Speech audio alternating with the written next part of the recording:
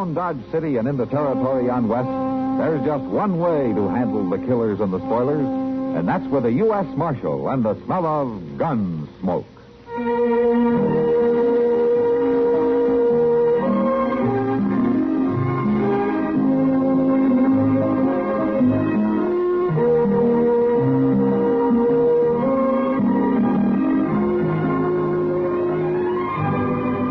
Gunsmoke, starring William Conrad, the story of the violence that moved west with young America, and the story of a man who moved with it. I'm that man, Matt Dillon, United States Marshal. The first man they look for and the last they want to meet. It's a chancy job, and it makes a man watchful and a little lonely.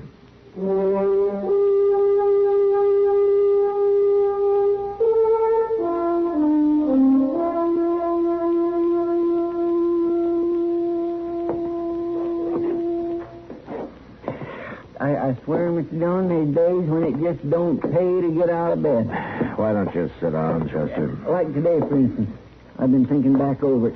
Oh, so that's what you've been doing. I didn't hardly more than get my eyes open before I knocked over the water bucket and like to drown myself. Chester, would you sit down? Then I went to put my boots on, and that vinegar road stung me, and my foot's been sore and aching all day. All right, Chester, I believe you. It's been a bad day. And then you take breakfast. The very first thing, Pete, was all out of eggs. And then that was the worst all-day coffee I ever drunk in my whole life. Chester, are we going through your last 18 hours, minute by minute? I'm just pointing out to you what an unlucky day this is. You've already convinced me. Now, will you sit down? Oh, Kitty. No, come on in. Evening, Miss Kitty. Hello, Chester. I can't stay, Matt. I got to get back to the Long Branch, but... Oh? Could you come over? Now, what's the trouble? It's old Jedro Haig. Jedro? In the Long Branch? Oh, he doesn't stop in there more than twice a year. I know. He don't even come into town much more than that. Well, he's over there now, and he's been drinking a lot.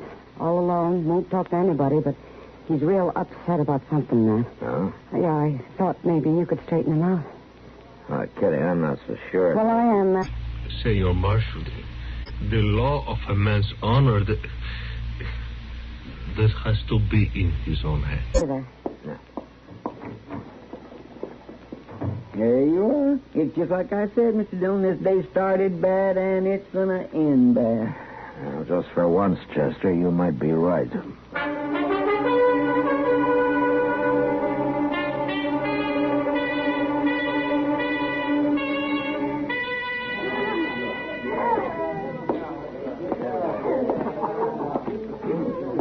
Evening, General. Marshal? I haven't seen you for quite a spell. How have you been? Well, I reckon somebody told you. Mind if I sit down? Tell me what? Nothing. I ain't got no complaint to make to the law. You know, when a man acts against his nature, like you coming in off the ranch and sitting around here drinking all night, wearing a gun in your belt, I know something's wrong. Now, who's the gun for, General? Well, the youngin's back, Marshal. Ramey? Yeah. Come home last night like a bad penny. Now, it's 3 years now. Where's he been all that time? Well, wherever it was, it ain't done him no good. He was just ornery before and sassy. Now he's mean, no good. The friends he brung with him's worse. What friends? Oh, a couple of fellows named Carden and King. They're gunmen, Marshal. They got the wild bunch look to them. I never heard of them before. Well, not only that, but there's others coming too, Ramey says. And they're all going to run things from now on. So the best thing I can do is keep out of the way. My own young. Flesh and blood, and he talks to me like that. How'd you get all those bruises on your face, General? Well, it don't matter how. Did Ramey and his friends throw you out? Yeah, that's what they did. Out of the house. Said if I wanted back in and get something to eat, I'd have to chop wood for the stove and do the chores. Ramey done it, and they helped him. Then he laughed at me. Said that's what I used to make him do. Cut wood, things. Things are turned around now. He's still your son, General. You can't take a gun to him. Well, I've been sitting here studying what to do. Why don't you sleep on it, huh? I'll ride out there with you in the morning. I got to get them two friends of his out of there, Marshal, on account of Diane, if nothing else. Your daughter? Oh, what do you mean? Well, she ain't safe with them around. I seen how they looked at her. She just ain't safe. But her brother's there. He'll look out for her. He's changed, Marshal. Not that much. I ain't so sure.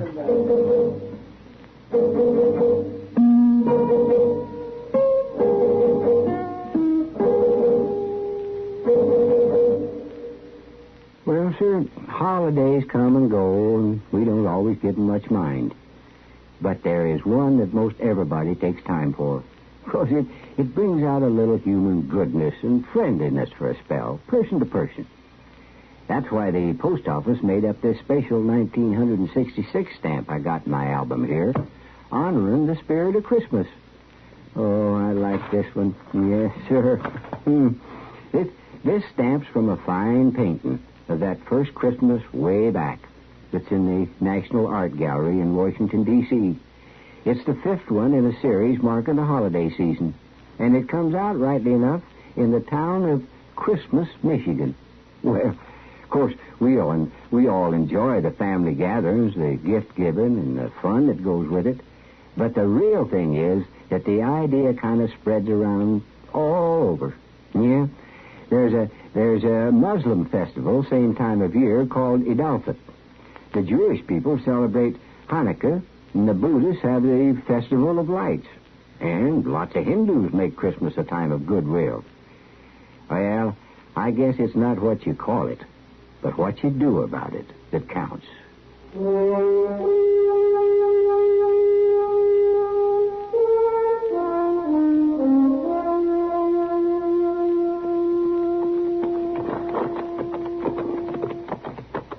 Sure is mighty pretty ranch, Mr. Dillon.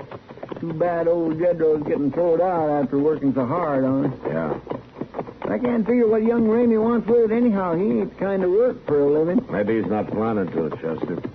Could make a good base for a gang of outlaws. Outlaws? Yeah, he brought 2 gunmen back with him. And there's more coming, according to Jedro. Hit the ground.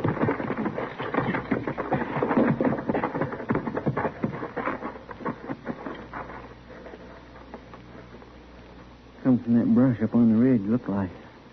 Yeah. There sure ain't much cover here. I think he's in that rock pile there. I think maybe we got him, Mr. Dillon. Yeah. Come on, Chester. Sure didn't count on nothing like this happening. Neither did I. He's just laying there, not moving. Reckon he's dead. Now, wait a minute. There's somebody coming. Yeah. Here. Get around back of these boulders. Look, just let him go on past. There's no use taking chances. Yes, sir.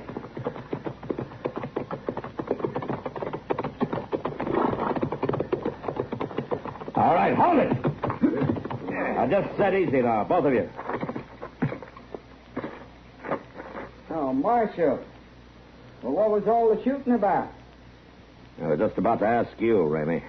Well, we just heard and come to find out. Ain't that so, Carson? Sure is. Carden, huh?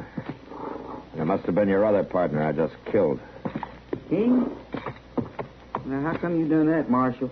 Because I don't like being dry gulched. Well, did he do something like that? Big surprise to you, huh? We ain't seen King since late last night. That's right, Marshal. That's funny. I kind of got the idea he might have been keeping a lookout on the trail here. If he was, we sure didn't know nothing about it.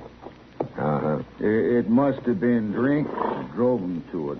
Time and again, me and Carden warned him about his evil ways. Where's your sister, Ramey? Diane? What do you want with her? I want to talk to her. About what? She's up at the house? Yeah, but if you think you're going to start any trouble... We'll ride on up to the house. You got any objections? No, of course not. All right, let's go.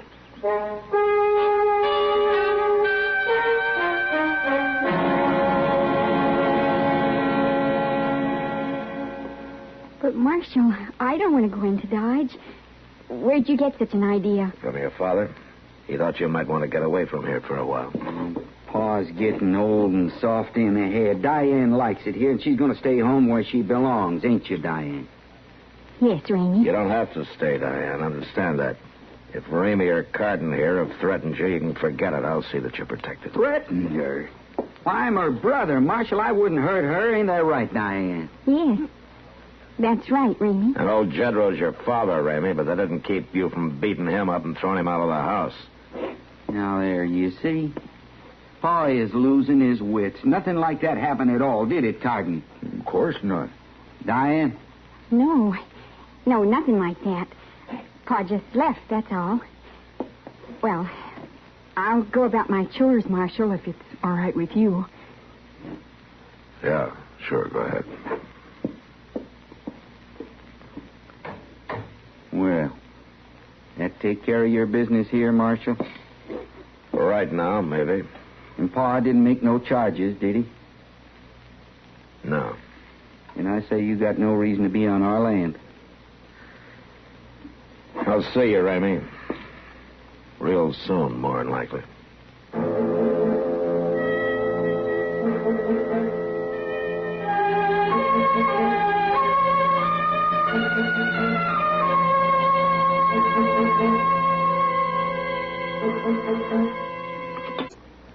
Something that brush up on the ridge looked like. Yeah. Just boot 'em out. I don't figure they'd boot too easy, Doc. Yeah. That's never stopped you before. Now, this is different. It's a family affair, and there's a good chance they'd slip in here some night and take it out on old Jedro. His own pa. What the tarnation's matter with that boy, Matt? And it beats me. Well, what are you going to do? Just sit here pounding that swivel chair and let him get away with it? Not much I can do, Doc. No law against him coming back home. And Jedro won't sign a complaint. Says it's a family affair, and he'll handle it himself. Yeah, they'll have to sober up some before he does any handling. All he does is hang around the Long Branch. I sent out some inquiries, but telegraphed. Figured there might be a chance that one of those three's wanted somewhere, and then I'd have a reason to move in on him. Seems a darn shame when the law works to help somebody like them. See, it might be a good idea to bypass the law on a thing like this, man. No. Now, you do that once, Doc, and the dam goes out. It took too long to get what law we have here to turn around and lose it. Wait a minute. What the dickens is going on up the street? I don't know. Get up here. Sounds like a fight. Quite a crowd there, man. Yeah. Oh, it's right in front of the Long Branch. That is the fight. Come on, Doc.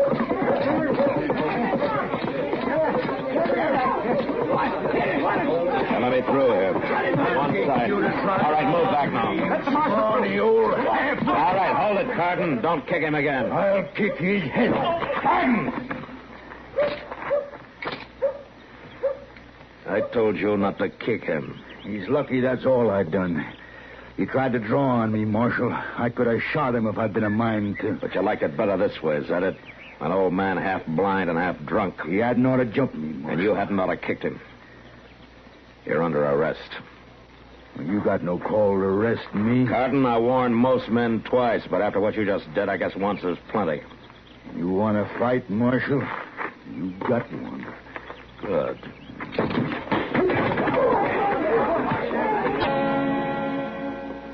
But, Marshal, I don't want to go into Dodge. Where'd you get such... Have you had enough? I'm gonna kick your guts out. And I'll chop on them.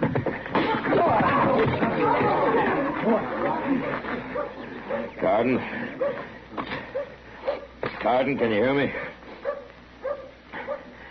Well, you're under arrest anyway. When he comes to, a couple of you men bring him down to the jail, huh? You all right, Matt? Yeah, I'm all right, Doc. What about Jedro? Yeah, not too bad. May have a cracked rib where Carden kicked him once. He came to in time to see the finish there. I'm going to take him up to my office. Well, I'll walk with you. I want to talk to him.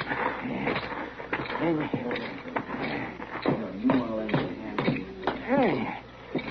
Can you make it to my place? Yeah, I'm all right. Come on, then.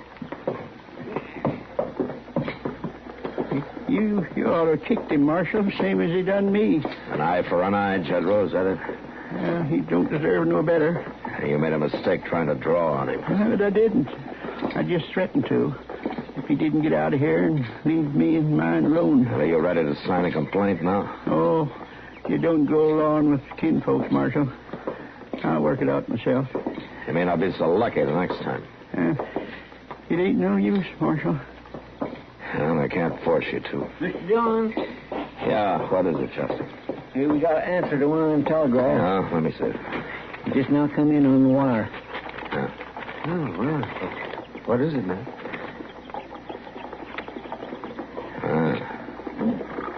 Ramey, Carden, and King are wanted in Las Cruces for the murder of a bank guard. They hadn't sent a bulletin here because they thought they were in California. Murder? Oh, my boy wouldn't kill anybody, Marshal. I'm sorry, General. But I gotta bring him in now.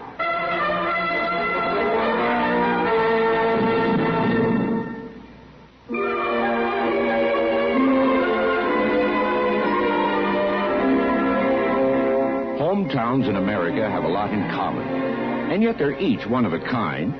Take, for example, Billings, Montana. In the heart of the Midlands Empire, the biggest little city in the Northwest is set in a fertile valley where the sugar beets grow. But once Billings was cowboy and Indian country. Many a smoke signal rose from Pompey's Pillar off US 10.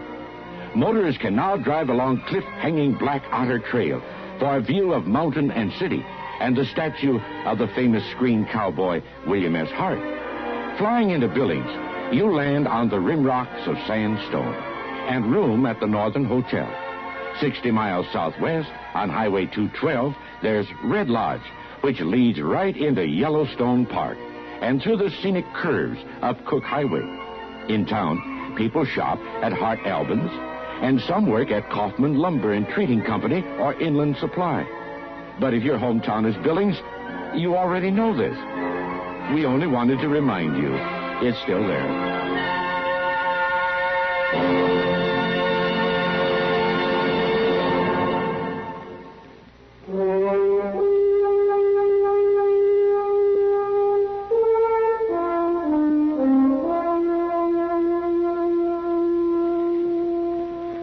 Here she comes, Mr. Dillon. I didn't think we'd have to wait very long. I couldn't see Ramey doing the milking. She's coming right into the barn, all right.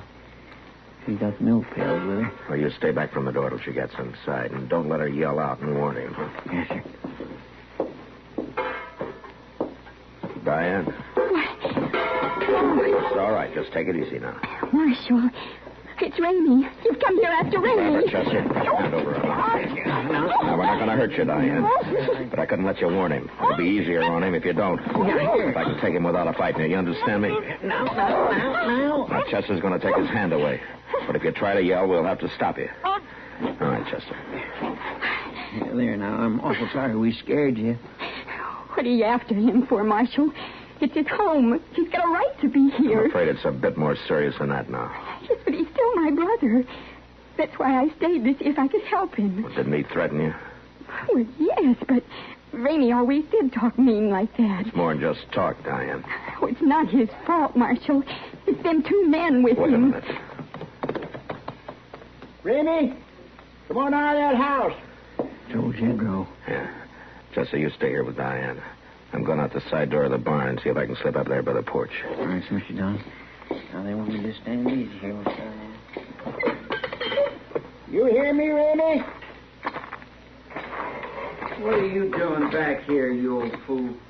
You got no call to talk that way to your pa. Going back to town and stay there. There ain't no room for you here. I got plans for this place. No, you ain't, Ramey. You're all alone now. King's dead, and Carter's in jail. And the marshal's on his way out here to take you in for murder. Who told him about that? You? No, I didn't know nothing about it. If I thought it was you, I'd put a bullet through your head right now. Hold it, Ramey. You brought the marshal here, you sneaking old liar. No, please, Ramey, don't shoot. Drop the gun, Ramey! No.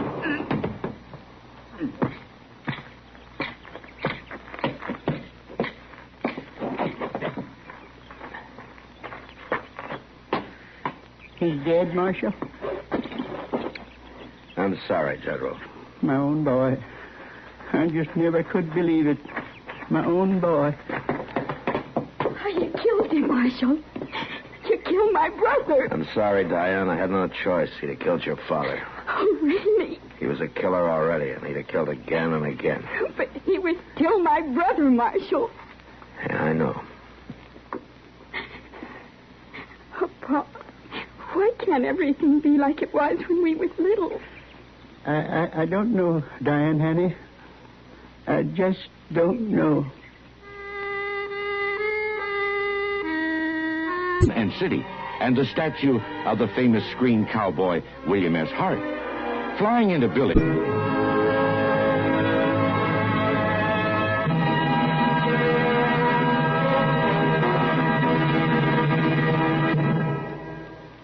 Old Elijah Cuddlestone, in referring to a favorite bill which was pending but unpassed during election time, had this to say. Now, I want you to know, everyone that is, that it matters not. It does not matter if I am elected or not. This bill will be passed. I mean, if I shouldn't be elected, I'll only be a lame duck until March 4th. That is, I won't be a dead duck until then, and I'll still get the bill passed, a lame duck though I might be. Well, what Elijah was referring to was that up until 1933, members of Congress who failed to be reelected in November still held office until the following March. In sufficient strength, they could have passed or proposed legislation embarrassing to the administration. So, from a time predating our revolutionary days, the woodsman maxim, never waste powder on a dead duck, has evolved to such well-known usage as he's a dead duck, and further to lame duck, as in lame duck amendment.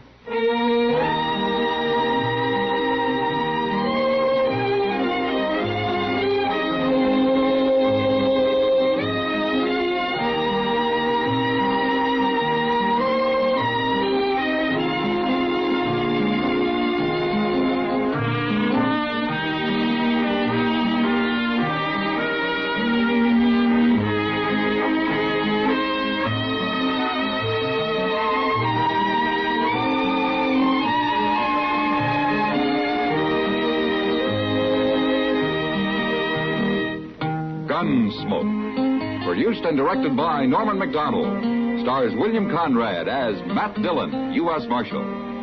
Featured in the cast were Parley Bear as Chester, Howard McNear as Doc, and Georgia Ellis as Kitty. George Walsh speaking. Join us again next week for another specially transcribed story on Gunsmoke. This is the United States Armed Forces Radio and Television Service.